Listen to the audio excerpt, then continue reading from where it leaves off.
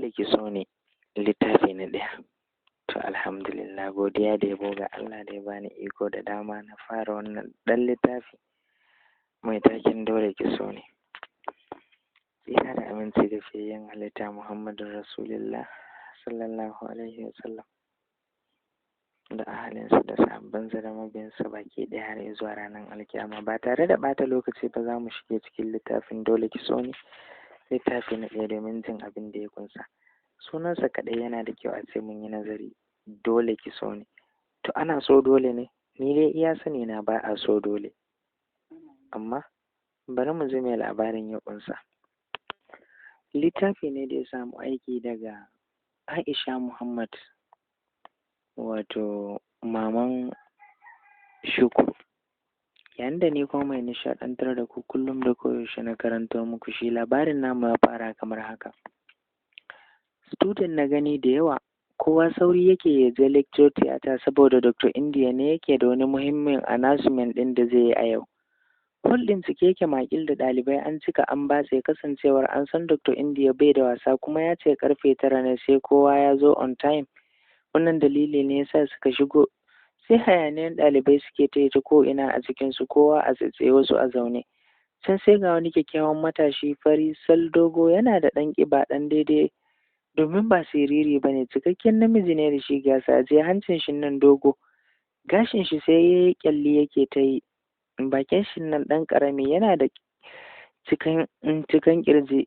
Namiji ne kam ya haɗu, kana ganin shi kaga cikakken ɗan Indiya. A halin yanzu haka shekaran shi 30 daidai da haihuwa, yana sanye ne cikin baƙaƙen suit da takalmi kwaba baƙi sai farin gilashi wadda ya kasance a idon shi. Gayan nan yana kawo wuta ba kaɗan ba, domin kuwa ko Humaira sake baki tai tana kallon shi, yayin da har yawo ya fara ɗiga. Yana shigowa ji kake yi an yi tsit kaman babu mutane, kowa ya shiru domin Allah, kowa ya shiru don Allah ya zuba masa ɗalibai tsoron shi ba kaɗan ba. Yana da mugun ƙwarjini, ga farin jini a wurin 'yan mata, ga haiba ba kaɗan ba.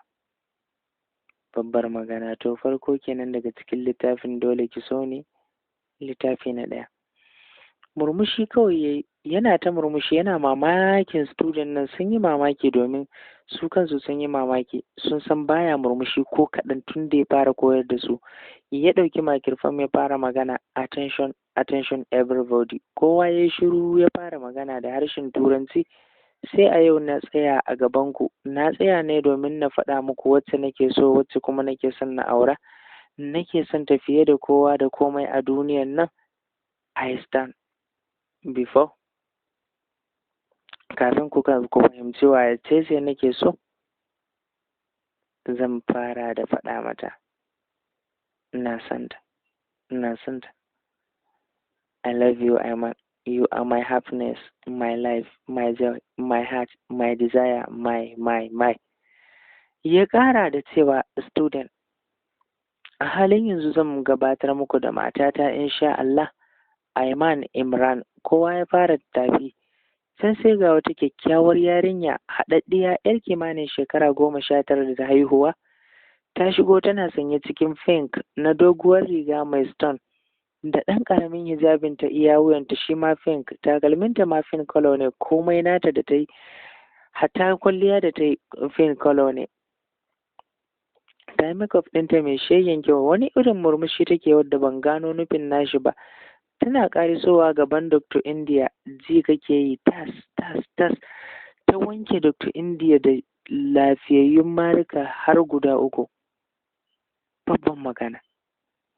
Rike kuncin shi yayi. Aiman ta kalle shi ta ja wani dogon tsaki tare da cewa Allah ya tsare ni na auri bunsuru mayan mata irinka. Wawa banza jaki kawai. Duk soyayyen da nake yi maka, na yi ta ne saboda ka so ne. Ni ma na wulaƙanta ka kamar yadda kai wa bestina Amina a bainar jama'a. Ka wulaƙanta min ƙawata. But I never love you and I will never will. Duk maganar nan da take cikin harshen turanci take masa magana saboda Dr. India baya jin Hausa. You are nothing. Kai ba komai bane. Tsaki ta ja tare da jan hannun ƙawarta Amina suka bar wurin. Suka fito sun kai bakin hall ɗin nan, duk Dr. India ya yi wani irin yanayi, ya samu ƙarfin gwiwa tare da cewa Aiman da ƙarfi ya kira ta, ta tsaya ta, ya tashi ya tako har inda take tsaye, ya kalle ta da jajayen idanun shi nan, fuskar nan nashi ya yi ja saboda marin da ta zabga mishi. Ya ce mata, you will pay for this, za ki biya. Aiman, you will pay for this. Tabbas za ki biya. You will pay for making me fall in love with you. Kika sa na yi zurfi a sanki. Wannan magana promise ne. Kallon shi Aiman ta yi ta ce, da kyau, mu zuba ne da kai. Ya ta tofa masa tare da wucewa, ta ja hannun ƙawarta Amina suka bar hall ɗin. To wannan takaitacce kuma farko somin taɓi buɗe labarin kenan. Littafin Dole Ki Soni. To fa, in dai kuwa ita ce, za mu ga da ya za a yi. To wannan kenan. Dr. Inda shi ma a zuciya ya bar hol ɗin, ya wuce inda ya fakin na motar shi, ya shiga ya ja ta zuciyar shi saboda tsabagen ɓacin rai, har yana ta farfasa, har yana mishi wani irin yanayi. Student ko ina sai ihu suke suna cewa Allah ya ƙara, Allah ya ƙara. Haka yake wulakanta mata don ya ga yana da kyau ga kuɗi. Wasu kuma su ce Aiman bata kyauta masa ba, kuma menene, ai yana bala'in santa kamar ran shi. Me zai sa ta yaudare shi, ta gwada mishi son ƙarya? Gaskiya bata kyauta ba. Wasu daɗi suka ji yadda Aiman ta yi mishi. A yanzu ya ba ta daman da ya ba su dama yanzu haka maybe ma su samu shiga. Haka dai suka yi ta gulmace su suka bar hol ɗin nan. A ɓangaren Aiman ko suna mota, Amina ke mata faɗa akan abin da ta yi wata kyauta ba. Aiman, wannan zagin da kika yi mishi har ma da duka yayi yawa, is too much. Ni yi wa laifi ba ke ba, na riga na ce miki na yafe mishi, ki bar abin nan, amma baki ji ba. Gashi na yanzu kin zo kin yi abin da ba shi ba, kuma kina jin abin da ya faɗa. Aiman ta kalle ta shekeke tare da murmushi ta ce wallahi ba zai iya komai ba saboda yana bala'in sona ba kaɗan ba. Ta ce besti kenan, ba za ki gane ba ne, na tsane shi. Abin da ya miki ne ban ji daɗin shi ba, ya ɓata mai rai ba kaɗan ba. Amina ta ce shikenan mu je gida sai na faɗa wa dat abin da kika yi. Daure fuska ta yi ta ce wallahi ki faɗa ki gani, kina faɗa kuma mun ɓata da ke har abada. Ta ja motar ta ita ma a zuciya suka yi gaba. To wannan farkon labarin kenan. Ku biyo ni cikin labarin Dole Ki Soni, littafi na 1 domin jin ainihin asalin labarin, wadda maman Shukur wato Aisha Muhammad ta rubuta. A gefe guda kuwa asalin sunan shi dai Amir Khan, amma student ne suka laƙaba mishi Dr. India. Baban shi haifaffen ƙasar Indiya ne, sai kuma maman shi haifaffiyar Najeriya ce. Lokacin da mamar shi Asiya ta je karatu a Indiya, a nan ne ta haɗu da baban Amir Khan mai suna Khan Mirwan, inda suka yi soyayya sosai. Daga baya ne aka bar su suka yi aure, suka haifi Amir Khan. A halin yanzu haka yana da shekara 30. Daga nan sun daɗe ba su samu haihuwa ba. Kwatsam rana tsaka aka ga ciki, aka haifa mishi kanwa mai suna Simra. Yanzu haka shekaran ta 5. Baban shi yanzu yana zaune ne, shine sarkin Indiya wadda ya gaji sarauta a yanzu haka. Amir yaro ne wadda iyayen shi suka sangarta shi, sun ba shi duk abin da yake so, shi yake bukata. Ba za su taɓa ce mishi kar yayi a kaza ba, sai dai kawai yi abin da ya ga dama. Wannan dalili ya sa yake neman mata sarran shi, babu abin da ya dame shi. Zuwan shi Najeriya ma hutun shi na shekara 1 ne wadda ya ce a Najeriya zai. Yana zuwa ya sauka a Kaduna, inda ya nemi lecturing a ABU a ɓangaren medicine saboda dama shi ɗin likita ne. To wannan takaitacce kenan. Aiman kuma yarinya ce, Aiman Imran yarinya ce guda ɗaya tilo a wurin iyayenta, Alhaji Imran mai dama, da kuma mamanta Hajiya Aishatu Sani. Babanta mai matukar kuɗi ne sosai domin shahararren ɗan kasuwa ne. Mamanta kuma cikakkiyar bafulatana ce. Tana da wani al'ada wadda ita a cewarta in kana da ya mace tun tana ƙarama ya kamata ka gyara ta, domin baka sanya aurenta zai kasance ba. Tun da dai haka rayuwar ya mace take. Tun da ta haifi Aiman kullum a cikin kula da ita take, da jike-jike da gyaran jiki da waye. barin ma yanzu da ta girma, na yau daban na gobe daban. Aiman yarinya ce, tana da mugun kamun kai, ba ta son raini kuma ba ta son wulaƙanci, tana da zafi barin ma idan ka taɓo ta. Akwai wata rana da ta shigo ABU da motar ta, kawai tsautsayi ya sa ta bugi motar Dr. India. Ta fito da sauri domin ta bashi haƙuri, ya fito da zafin shi amma yana ɗaura ido a kanta. Ya je Allah ya jarabce shi da santa, ya tsaya yana kallon ta, ce please don Allah kai haƙuri, mistake ne. Ya juya kawai ce babu komai. A lokacin bata san ma shine Dr. India ba. Tun daga ranar Dr. India da tunanin Aiman yake kwana yake tashi, gashi bai ƙara ganin ta ba. Wata ranar Monday ta shigo school, kawai ta ga mutane an taru, ta kutsa kai cikin taro don ta ga me ake kallo. Tana kutsa kai ko daidai lokacin da Dr. India ya shara wa Amina, wato bestin ta, mari kenan har guda biyu. Sannan ya ce mata, ana so dole ne? Na ce miki bana son ki, leave me alone. Tsaki ya ja tare da karawa gaba, ya bar Amina sai kuka take yi. Aiman ta karisa da sauri ta kamo ta tare da share mata hawaye, ta ja ta suka fita suka shige mota. Aiman ta ce sorry bestie, me ya faru? Ta ce mata na gan shi ne zai wuce, shine na mishi magana ya ki amsa mini, sai na kama hannun shi na ce I really love you sir. Shi ne ya mare ni, wai kar na ƙara taɓa shi. Ta ƙara fashewa da kuka. Aiman zuciyarta ta fara tafarfasa tamkar za ta kone, tare da cewar ki daina kuka bestie.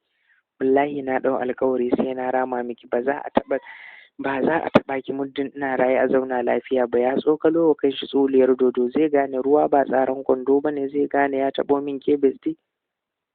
Ni da shi ne tabbas sai na yi mishi abin da ya miki a bainar jama'a. A bainar jama'a zan kunyata shi ba kaɗan ba, hanyar da bai taɓa tunani ba, ko a mafarki bai yi tunanin za ta zo mishi ba. Sai na wulaƙanta shi wulaƙancin da zai bar makarantar nan. Amina ta share hawayenta tare da cewa bestie kenan, na san halinki. A halin yanzu ni na yi mishi abu, kuma ni ba ruwana, ba ke ya yi wa ba. Ni da yamma kuma na yafe masa, na san laifina ne da har na taɓa shi, don haka ki bar maganan nan, ba na buƙata. Aiman dariya ta yi tare da cewa wallahi magana ba za ta mutu ba, kin sani sarai, don haka ba zan bari ba, kin sani da na ce. Amina ta kalle ta tare da cewa to me zaki mishi? Ta ce karfa gida mu, I have a perfect plan. Kin san dai ba ni da mutunci ko kaɗan, please ki da kowa amma ban da wannan mutumin, ki kyale shi. Aiman ta ce kin ga mu bar maganan nan, amma na tabbata na faɗa miki sai na rama miki, that is all. Ta ja mota ta bar ta yi gida. Da daddare ta kasa bacci, tana ta tunani ne ta yaya za a yi ta wulakanta shi a gaban jama'a, ita ma ta mare shi kamar yadda ya makawarta. Zuciyarta ne ta ce by making him fell in love with you. Murmushi ta tare da cewa yes. Ta ce how can I make him fell for me? Shiru ta tana tunani, can kuma ta ce to yanzu dai I have to know shige da fitan shi na komai da komai, saboda na gane abin da ya fi so na fito mishi ta haka wataƙila zai so ni. Nan da ta yi murmushi, daga nan bacci ya ɗauke ta bayan ta gama sake-sakenta. Washe gari da safe ta shirya ta shige school, duk da dai Dr. India department su ba ɗaya bane da ita, haka zalika ita home economic take karanta, amma dai ta san doctor ne, tana bukata ta san ya za a yi, shi yasa ta san yana department ɗin da yake, don haka ne na medical staff ne. Nan kuwa tana zaune a library tana dube-dube, ta ga ya zo zai wuce, ga wasu ɗalibai a bayan shi. Da sauri ta sa glass, domin kuwa shi ma da glass ne a idon shi. Take ta zuro glass ɗinta ta maka a idanunta don ba ta son ya gane ta yanzu. Haka zalika zama ta yi a wurin, misalin karfe 1 ta ga ya fito inda ya sallar rana. Bata ga ya shige class ba, kawai dai ganin Dr. Inda ta yi na ganinsa na farko da ta yi kenan. Abin da ta lura da shi shine baya wasa da sallah, komai lecture din da yake yi, duk wani abin da yake da shi ba lecture ba ko menene, da zaran time din sallah ya yi to zai fito tafi masallaci. Bayan an tashi ta dinga bin shi, ta ga ya tsaya a area E, ya ɗauki wata mace a mota sun tafi. Tana bin su, ta ga sun tafi shagalin ko hotel, inda ya sauka ya rike hannunta yarinyar har ma da kiss. Aiman sake baki ta ce ashe ma dan iska ne dama. Lallai kam kwata-kwata ta daina attending na class, kawai ta zuba idanunta akan Dr. India ne. tana ta neman hanyar da za ta bi domin ta samu abin da take so. Aiman dai haka ta yi ta faɗa wai Amina dai har ta yi ta faɗanta ta gaji ta kyale ta, yayin da ita kuma hankalinta na kan shi. Washe gari karfe 10 ta bar gida, ta ci gayu sosai, riga da siket ta sa na palace wadda ya kasance red and black, sun mata kyau sosai. Ta ɗauko takalmin ta flat shoe ta saka, shi ma black ne da red, sannan ta sa hijabin ta wadda ya kasance ya cinye black saboda dad ɗinta ya hana ta saka gele ne saboda yarinyar akwai ta da hips sosai, ga kirjinta nan a cike yake kaman me. Shi kenan dai. Tana zuwa kuwa ta wuce ofishin Amir wato Dr. India. Tana zuwa ta yi nokin, sai da ta kusan minti 10 tana tsaye sannan ya ce ta shigo. A hankali ta shigo, yana danne a laptop, sai da ta kusan minti 10 kafin ya ɗago kai ya dube ta. Kirjin shi ne wani bugawa, yayin da ita ma nata ya buga. Tun ranar da ta bugi motar shi yake neman ta, ya daɗe yana fama da ciwon son ta. Yau ga ta a ofishinsa amma ya yi fuska, abinka da ɗan sarauta. Girman kai ne ya motsa ya ce, yes, can I help you? Yanda ta ga ƙara kyau ne ya yi mata mugun ƙwarjini, ya sa ta ji wani mugun tsoro ya shige ta. Ƙirjinta ya fara bugawa, ta ɗan so ta dibirbirce, ta tattaro nutsuwa da gunjarumtaka ta ce, sorry sa, ina neman Dr. Muhammad ne, na zaci nan ne ofishinsa. Bata jira me zai ce ba, ta juya da gudu tana kaiwa bakin kofa. A daidai lokacin da ta kai kofa ne ta sake fosanta da gangan, ta bude kofa da sauri ta fita. Shi kuma ya taso yana tsabagen tsoro ne yana mamakin yadda ta yadda fosar ta bata sani ba. Ya dauki fosar ya leka waje, ya ga har ta bace. Ya koma ofishin sai zauna yana zaman jira, yana son bude fosar nan, yana tunani. Can da ya bude ya ga katin ta mai dauke da address ɗinta da phone number, nan ko ya bari da kuma wasu hotunanta da ta yi ba hijabi. Wani ma daga ita sai tawul ne ta yi hoton, wani kuma sai shiru dai. Ya duba ID card ɗinta ma, ya kare musu kallo da duk hotunan ɗin tare da ID card ɗinta na school. Aiman tana fita ta tuntsire da dariya tare da cewa, na san mayan mata ne, da zaran ya ga hotunan nan da na yi dole sai ya ji wani irin yanayi. Kwafa ta ce, to zan nuna ma ba a taɓa nawa a zauna a kwana lafiya. Da misalin karfe 1 Amir ya kasa hakuri domin ji yake yana son yarinyar nan. Ya ɗauki nambanta ya yi dalin, sai da ya kira kusan sau 4. A na 5 ɗin ta ɗauka tana kashe murya a hankali. Cikin kashe murya da yanga da yauƙi take ce, ta ce, who is speaking? Amir ji ya yi tsigar jikin shi ta tashi tun daga kan shi har zuwa ɗan yatsan shi. Ya ce mata, sorry, wani masoyinki ne. Kin bar fosinki a ofishi na ɗazu, shine nake so na kawo miki gida, daga nan sai mu yi magana ko? Saki kawai ta yi a zuciyarta. Ta ce, okay, sai ka zo ka duba jikin kati na, you will see my address. Ya ce, okay, na gani, sai na zo. Tashi ta yi wanka, ta tsantsara kwalliyanta cikin doguwar rigar a baya, ta yi kyau. Misalin karfe 3 ya zo, ta kawo mishi abin sha inda ya bata fosin ta, ya mata ta yin soyayyar shi ba da bata lokaci ba. Ta amince saboda ta kosa ne hakunta ya cimma ruwa. Suna ta zuba soyayya kamar hauka. Idan ka ga yadda take mishi za ka rantse da Allah san gaskiya take mishi. Shi ko bawan Allah ya mutu ba kaɗan ba, zai ke komai zai iya yi mata a duniyan nan. Allah ya zuba mishi son ta fiye da tunanin mai karatu ko mai sauraro.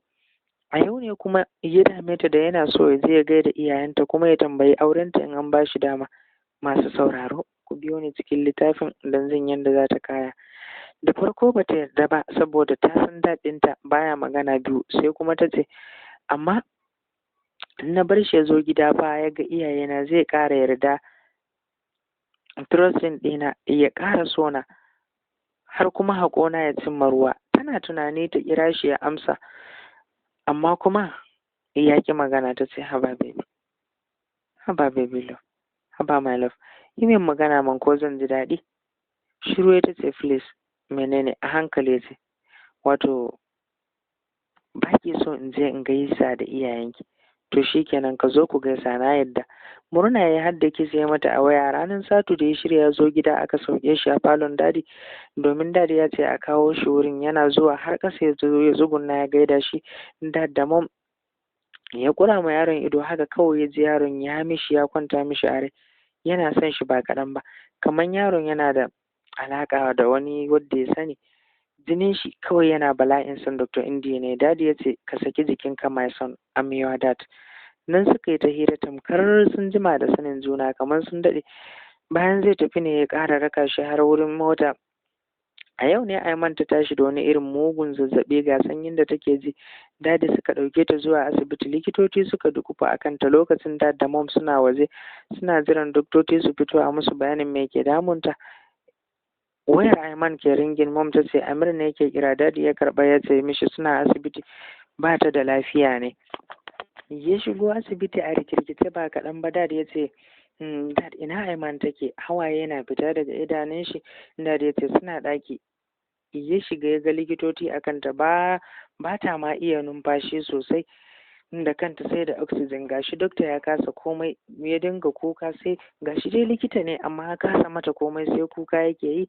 Sai da wani dokta ya fito da shi daga ɗakin ya koma ciki. In dad ya ƙariso shi ma mom da dad suka ce sorry my son, kar ka damu, insha Allah za ta samu lafiya, ka daina kuka, you have to be strong. Rayuwa kenan, namiji da kuka.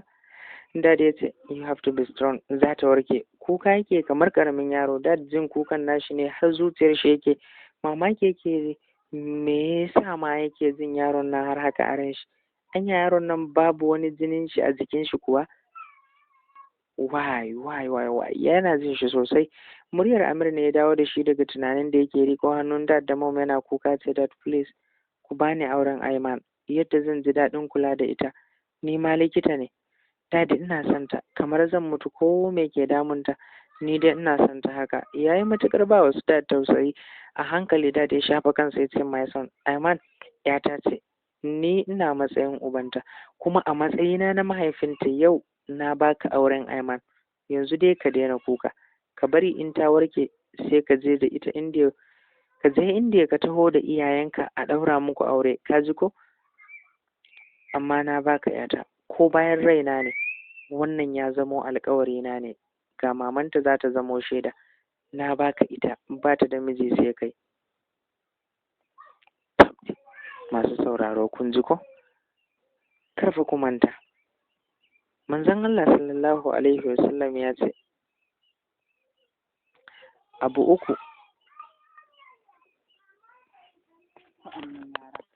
uku wasan su gaske ne, gasken ma da gaske.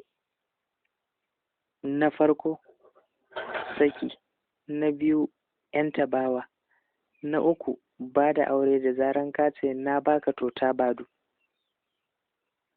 Waɗannan wasansu gaskiya ne, don haka ne ba a buƙatar wasa da waɗannan abubuwa. To don haka ‘yan uwa sai mu kiyaye waɗannan abubuwa, ba a wasa da su. A satin Aiman ɗaya a asibiti ta ɗauka kafin ta warke. Ashe malaria da typhoid ne suka yi mata mugun kamo. Kullum Amir yana tare da ita, duk haushi take ji domin ta matsa ne ta buɗe ido ta gan shi a halin yanzu.